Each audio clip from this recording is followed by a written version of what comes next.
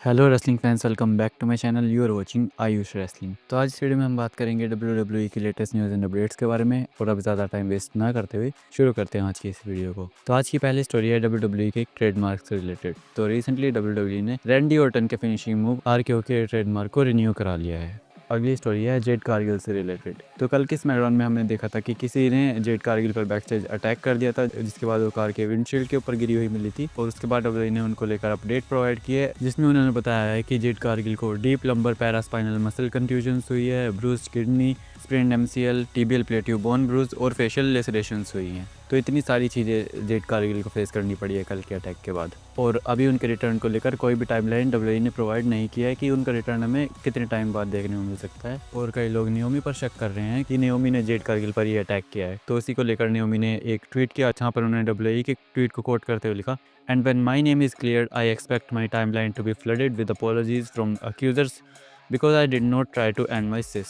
तो नियोमी ने तो साफ मना कर दिया है कि ये अटैक उन्होंने नहीं किया है। और एक एक्स यूजर ने बेली और नियोमी की कुछ फोटोज भी शेयर की थी, और इसके साथ उसने लिखा था who is turning on who. तो यानी कि इसके कहने का मतलब है कि बेली और नियोमी में से कौन वो होगा जो दूसरे पर टर्न करेगा। तो इस पर रिप्लाई करते हुए नियोमी ने लिखा, what is wrong with you all, the bone runs too deep, we would never. तो नियोमी को लेकर मेरा ओपिनियन ये है कि जब से नियोमी ने WWE में रिटर्न किया है, उन्होंने अपने ज़्यादातर मैचेस हारे ही हैं। और उनकी ये सारी लॉसेज दो चीज़ों की तरफ लीड कर सकती है, जिसमें से कि पहला तो ये है कि जैसे हमने बेली के साथ देखा था कि वो लगातार मैचेस हारी थी और बाद में जाकर वो रॉयल रंबल जीती थी। तो ऐसा ही सेम चीज़ हमें नियोमी के साथ देखने को मिल सकती है कि पहले नियोमी को WWE लगातार मैचेस हरवाती जा रही है और बाद में जाकर वो नेक्स्ट ईयर की रॉयल रंबल को जीत जाए। और या फिर एक चीज़ यही हमें देखने को मिल सकती है कि उनका हेल टर्न हो जाए और जेड कारगिल पर जो अटैक हुआ है उसके पीछे नियोमी का हाथ हो भी सकता है। और क्योंकि Jade Cargill women's US championship tournament का पार्ट थी और इसी के साथ वो वॉर गेम्स मैच का भी पार्ट थी, तो इन दोनों मैचेस में उन्हें किसने रिप्लेस किया है इसकी भी अपडेट आ चुकी है। तो नेक्स्ट वीक की स्मैकडाउन को WWE ने ऑलरेडी टेप कर लिया है, और अगर आपको स्पॉइलर नहीं चाहिए तो आप स्किप कर सकते हो इस पार्ट को। तो जो वीमेंस यूएस चैंपियनशिप टूर्नामेंट का मैच था उसमें जेड कारगिल को रिप्लेस किया है मिचिन ने, और उन्होंने पाइपर नेविन और लैश लेजेंड को हरा दिया है, और मिचिन इस टूर्नामेंट में एडवांस करती है। और इसके अलावा जो वॉर गेम्स मैच होने वाला था उसमें जेड कारगिल को रिप्लेस किया है बेली ने, जो कि कल की स्मैकडाउन को देखकर लग भी रहा था। अगली स्टोरी है डोमिनिक मिस्टीरियो से रिलेटेड। तो डोमिनिक मिस्टीरियो ने रिसेंटली अपने नए टैटूज की पिक्चर शेयर की है, और इन टैटूज में उन्होंने कुछ लेजेंडरी लोचाडोर्स के मास्क अपने फिंगर पर बनवाए हैं, जैसा कि आप अपनी स्क्रीन पर देख ही सकते हो।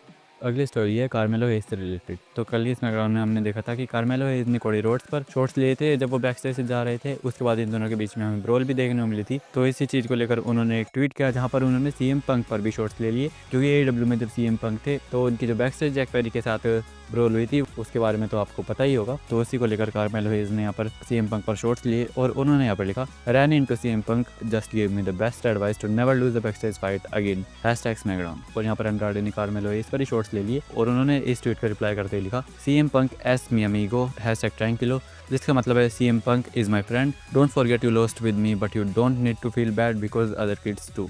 तो कार्मेलो हेज तो एक ऐसा बनता है जो बिना मतलब सबसे पंगे लेता रहता है। अगली स्टोरी है टामा टोंगा से रिलेटेड। तो कल जो स्मैकडाउन के एपिसोड में हमें ब्रोल देखने को मिली थी, उसके बाद की WWE ने एक वीडियो अपने सोशल मीडिया अकाउंट पर शेयर की है, जहां पर हमें देखने को मिल रहा है कि टामा टोंगा के होठों से खून निकल रहा था और उन्हें अपने होठों पर स्टिचेस लगवाने की जरूरत पड़ी है।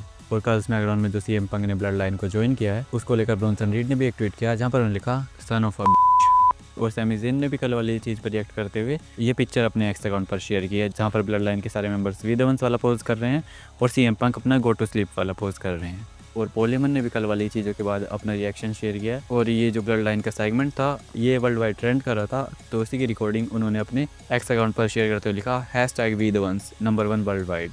और स्मैकडाउन के ऑफर जाने के बाद हमें ऊसोस और CM पंक के बीच में एक होलसम मूवमेंट भी देखने को मिला था, क्योंकि स्मैकडाउन के ऑफर जाने के बाद CM पंक और ऊसोस ने यहाँ पर एक दूसरे को हग भी किया था। और उसी की एक वीडियो क्लिप पर रिएक्ट करते हुए जैकी रेडमंड ने CM पंक को एक नया ही नाम दे दिया है, क्योंकि उन्होंने यहाँ पर ट्वीट करते हुए लिखा, will love CM Uso sighting. तो CM पंक का नाम अब CM ऊसो हो चुका है। तो कमेंट्स में CM ऊसो के नाम को स्पैम कर दो बिल्कुल। और CM पंक ने वो जी ब्लड लाइन को ज्वाइन क्यों किया है इसके पीछे का भी असली रीजन सामने आ चुका है। तो अभी तो हम सबको यही लग रहा है कि CM पंक क्योंकि पॉल हेमन गाय रह चुके हैं इसीलिए वो इस मैच में इन्वॉल्व हो रहे हैं। एक रीजन तो ये है ही, लेकिन जो मेन मोटिव WWE का CM पंक को इस मैच में लाने का है वो भी रिवील हुआ है। और WRKD रेसलिंग ने एक ट्वीट करके लिखा, CM Punk joining team OG blood line will be used as fuel in the Rollins Punk feud in the future, with Punk citing that he stepped up to help when Rollins didn't, still heading towards that mania match #SmackDown। तो यानी कि उनके कहने का मतलब है कि ये जो भी हमें पिछले कुछ टाइम में देखने को मिला है, सेथ रोलिंस का ब्लड लाइन को ज्वाइन करने से मना करना और सीएम पंक का ब्लड लाइन को ज्वाइन करना, ये सारी चीज़ें सीएम पंक और सेथ रोलिंस के फ्यूड जो प्लान कर रही है WWE रेसलमेनिया के लिए,